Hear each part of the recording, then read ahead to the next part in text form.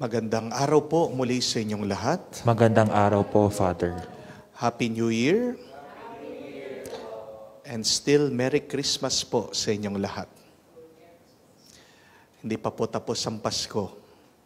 Pagkatapos pa lang po ng kapistahan ng pagbibinyag ng ating Panginoon, ay officially matatapos ang Pasko. Pero dito sa Pilipinas, extended po. Actually, hanggang sa presentation of the Lord, February 2, you can still keep your decorations. At mas mahalaga, kung hindi ka pa nakapagbigay ng regalo at aginaldo, ibigay nyo na. Remember, the spirit of Christmas is not receiving. It is giving. This is the reason why Christ became one of us, not to receive gifts, but to give Himself so that we can become like Him. We can go back to God, to heaven. So, kung hindi ka pa nagbibigay, magbigay ka na. Amen? No? Para maramdaman mo ang tunay na diwa ng Pasko. Amen? Nung pong tayo'y 13 years old, nung tayo'y teenager, palagi nating iniisip kung ano yung iisipin ng mga ibang tao tungkol sa atin. Palagi nating iniisip ang iniisip ng iba tungkol sa atin. Di po ba? That is why we are so self-conscious. Kaya nga nahihiya tayo. Nung bata ka, okay lang na kinikis ka ng iyong nanay, ng iyong tatay.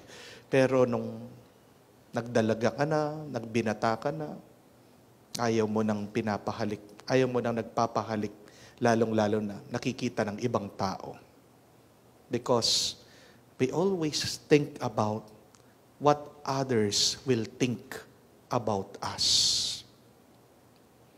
But as we grow older, pagdating na natin ng 40 years old, they don't think about what others are thinking. Natuto na tayo. Nag-mature na tayo. Bakit? Sino ba sila? Sila ba nagpapakain sa akin? Sila ba ang nagbigay ng buhay sa akin? That is what maturity is. When you realize that you should live your life in your own terms and not be dictated by the opinions of others. Amen? You are an immature person when you live your life in the terms of others. Pag sinusundan mo yung opinion ng iba, hindi ka pa marunong sa buhay. You are not wise. You are not mature. Kaya nga, tingnan niyo po yung mga ibang matatanda. Walang fashion sense. Di ba? Bakit? Makikiuso-uso sila. Mag-skinny jeans. Hindi makalakad. Ano ang nasa isip ng isang mature na tao? Basta't komportable lang ako. No? Yun yung mahalaga. Bakit ako makikisunod-sunod sa uso ng iba? Buhay ko ito. Hindi ako makahinga. Magsusot ako na masikip na pantalon, masikip na damit. So, as we grow older, we don't mind about the thoughts of others. We give more time to our own thoughts. And that is good. But as we grow older, when you become 60, 70, when you become a senior, you realize this, that nobody is really thinking about you. Yun naman po ang malungkot na katotohanan. Darating at darating sa punto ng ating buhay, how we wish somebody is thinking about us. Because it is a good and wholesome thought to know that somebody is thinking about you. Di ba? Pag alam mo na merong taong nakakaisip sa iyo, inaalala ka, anong ibig sabihin nun? That you are loved. How can you express your love for another? Not only by giving them money, gifts, providing for them, but the mere thought of them is a sign that you care about them. When you remember them, it is a sign that you love them. Pag iniisip mo, inaalala mo ang tao, ibig sabihin ito isang tanda na mahal mo, nagmamalasakit ka, at iniibig mo ang taong yon. Di po ba?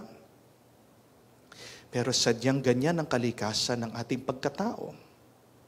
We have to understand, because of our fallen humanity, we are selfish. Marami sa atin, paminsan-minsan lang iniisip ang iba. Pero kadalasan, sino talagang iniisip natin? Tayo lang. Di po ba? Wala kang ibang iniisip kadalasan kung hindi ang iyong sarili. Yan ay dahil sa ating makasalanang kalikasan. And yet, what is the divine nature? Ang Panginoon, hindi niya iniisip ang kanyang sarili. Ang Diyos na pagmamahal, sinong iniisip, sinong inaalala? Tayo, mga nilikha niya. Tayong mga anak niya. And that thought gives us encouragement, inspiration, and strength. Na kung daraan ka man sa problema, hindi ka man iniisip ng iyong asawa dahil sa kanyang pambababae, hindi kanya tinatawagan, hindi kanya pinapansin, please remember that God thinks about you. Kung man may utang ka, hindi ka iniisip nung naniningil sa'yo, minumura ka, minamaliit ka, napakasakit na ng sinasabi, pinapakulong ka. Hindi iniisip yung kalagayan, yung feeling.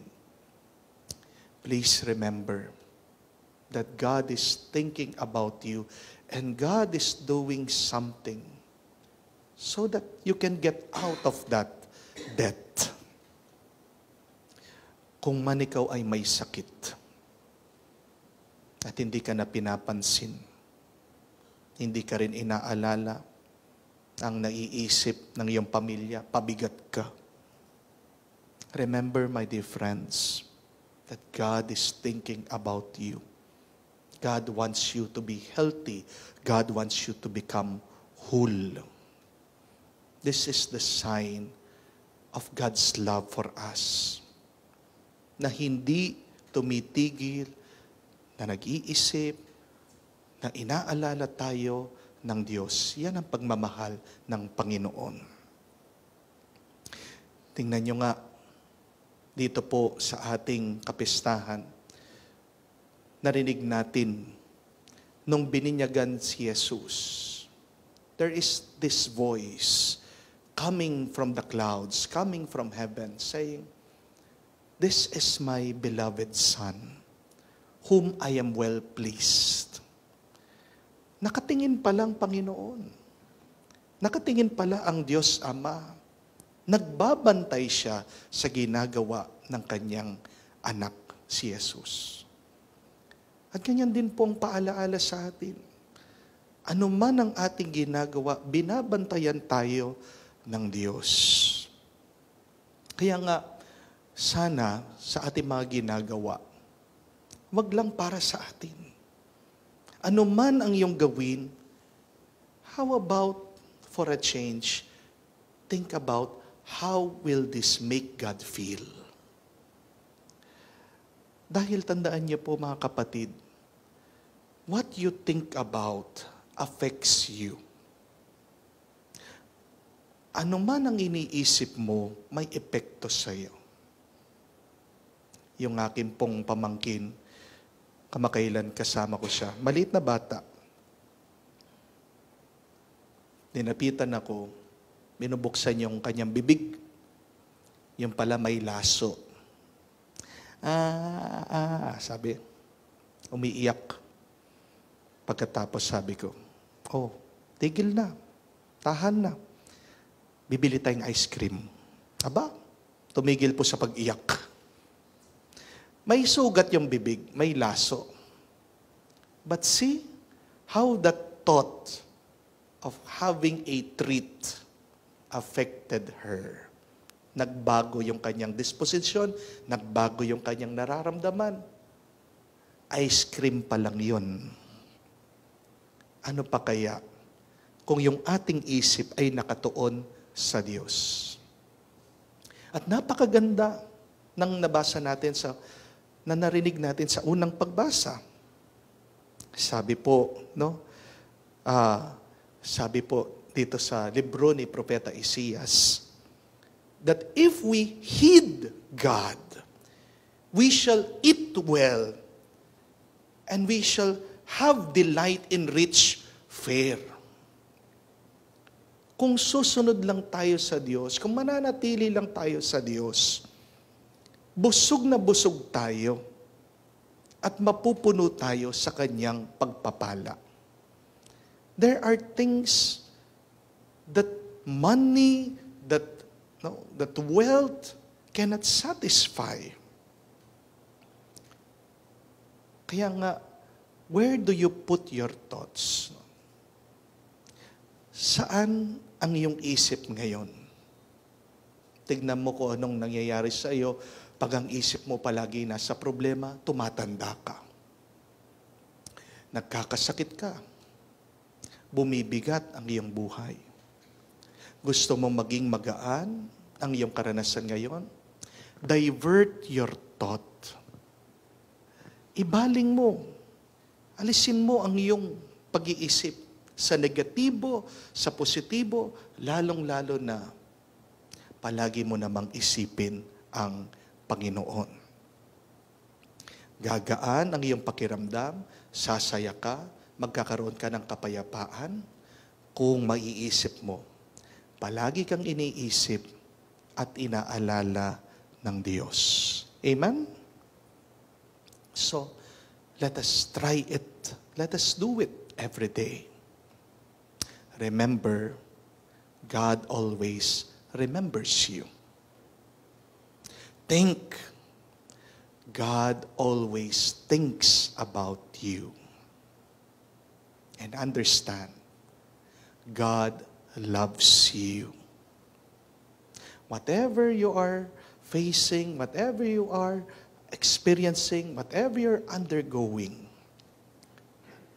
understand this. Put this in your mind and in your heart. God remembers you. God thinks about you. And God loves you. Yan sanang magbigay ng lakas, tuwa at kapayapaan sa atin, ngayon at magpakailanman. Amen.